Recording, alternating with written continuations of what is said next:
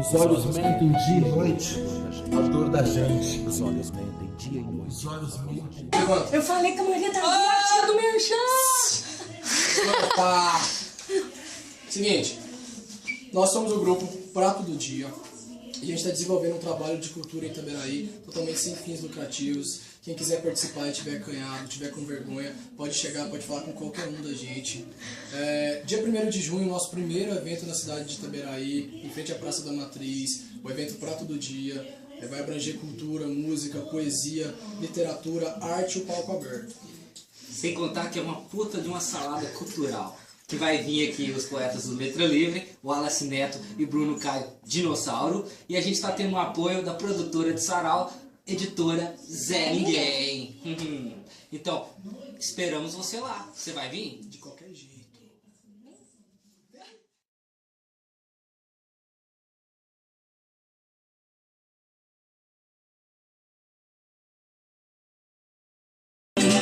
Ô seu moço do disco voador, me leve com você, pra onde você for.